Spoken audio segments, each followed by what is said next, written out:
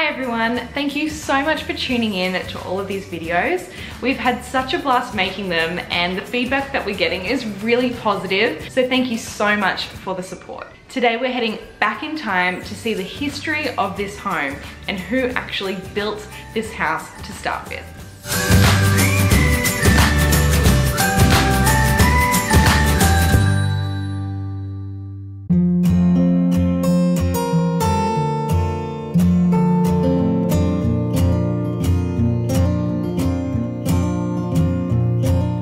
We're gonna dive straight into the history of this home, which is quite fascinating because we actually tracked down the family of the people who built this house all those years ago.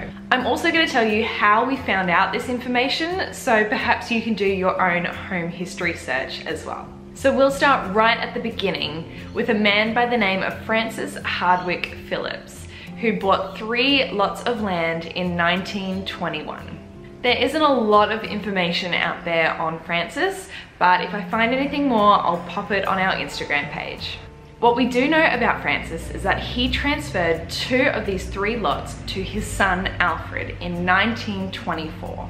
Alfred married his wife Sheila on the 29th of July 1929, and from local sources and newspapers, we know that this wedding was stunning. Like, look at that wedding dress.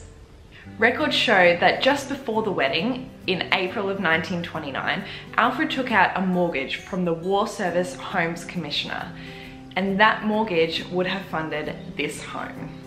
We know that Alfred and Sheila didn't build this house themselves, they got someone else to build it, but we don't have any records of the plans or the builders or the architect. The War Service Homes Commissioner did have certain house plans that a lot of couples just chose from the commonly selected ones, but this house was never included in that list of plans. So it must have been a custom design, but we don't know where it came from. All we have is this amazing photo, which we know is from 1929 when the house was complete. We need to frame that photo. Most of this information was found through buying the titles of these lots from our local council. And you can head to your local council and see what titles they have on record for your home as well. I highly recommend going in and seeing what they have. I was just gonna buy all of them, but they actually had records from our lot of land back to the 1800s. We were only interested in the records from the home itself, so we only bought those couple. Alfred and Sheila had 2 kids, John and Pam, and they all lived in this house together. At this point, we actually didn't find a lot of information on the family. I went onto the website Trove, which was really cool, and we did find some old articles on the family, especially the wedding date and the wedding description. But for the actual family and the kids, it was really hard to find any information. But we did get really lucky searching through one Facebook group. When we first bought this home, I was searching for information everywhere and I couldn't find anything. So I got a couple of pictures that we have of the home, current, and a couple of past photos. The earliest we had at this point was 1991. I jumped on Facebook to a local community group and just posted saying, does anyone know anything about this home? Well, they did know something about the home. We had about 300 comments on that Facebook post, and one of those comments happened to be from Kate, who is the great granddaughter of Alfred, who built this home. I actually couldn't believe my luck when we found her, and Kate and I were messaging back and forth.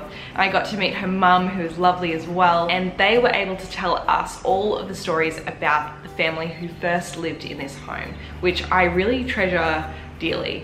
Thank you, Kate, you are an absolute gem. Through the family, we found out a little bit about how Alfred, Sheila, John and Pam lived in this home. We know that the master bedroom was for Alfred and Sheila, the second bedroom was Pam's bedroom, and the sunroom was John's bedroom. Unfortunately, Sheila got really sick after her second child, so Alfred actually moved into the sunroom with his son and they shared that bedroom to give Sheila the master bedroom to make her as comfortable as possible. Sheila ended up passing away in 1946 at the age of 43. Alfred, Pam, and John continued to live in the home, and Alfred only moved out in 1961. Let's do some maths. He lived in this home for 32 years. Alfred actually hosted soldiers and veterans from World War II and hosted them in the master bedroom to keep them comfortable and to support them. I think this is such an awesome story. If only these walls could talk. In 1961, Alfred was just too elderly to manage his home by himself, so he moved out, and we have some amazing pictures from this time. So this is actually a picture from moving day in 1961, and the woman you can see in this photo is Pam, and look at the dress she's wearing from moving day. She's moving her father out, and that is what she's wearing. I love it. I think it's so beautiful. I love seeing the old cars as well, and this gave us a lot of perspective on how the house has changed, which actually is not much. This house is pretty original. John, who grew up in this home, actually was able to tour this house when it sold in 2008, just before he passed away.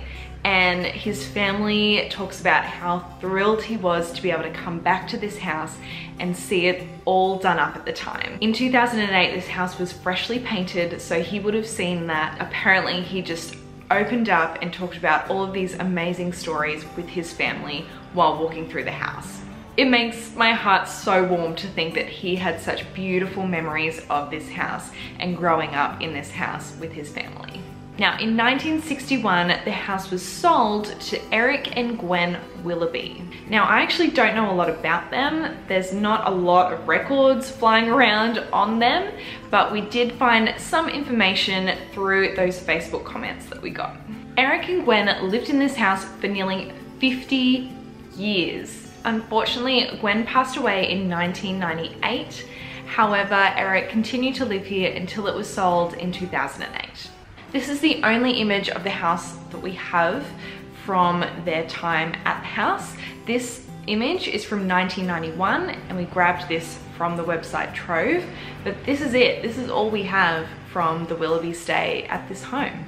The local community let us know through those Facebook comments that Gwen was a lovely woman. Everyone talked about how kind she was, and we know that Eric loved his ham radio. We actually found one of the poles initially, we thought it was a flagpole, but when we found the second one, we realized it was a ham radio setup. And through all of the stories, everyone says Eric was mad keen on his ham radio. And to think about it, in that time era, to be listening to international radio must have been a pretty cool thing to be able to do at your home. Someone also told us that they never used to throw back the balls from the neighboring kids. So if we find any cricket balls, we'll throw them back, promise. From this point, all we know is that when Eric was too old to live here, he sold the house in 2008, and someone whipped up this house, quickly painted it, chucked in a new kitchen, and rented it out straight away.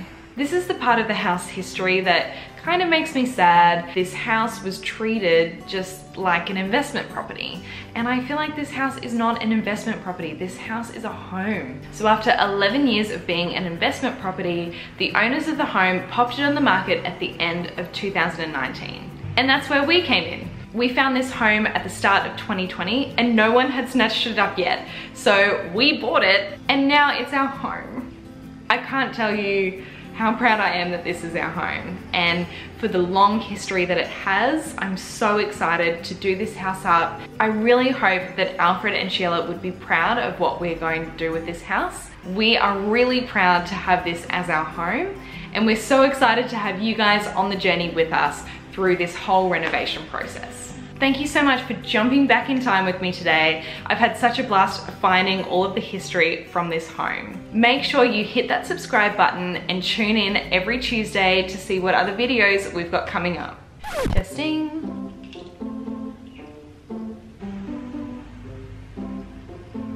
By the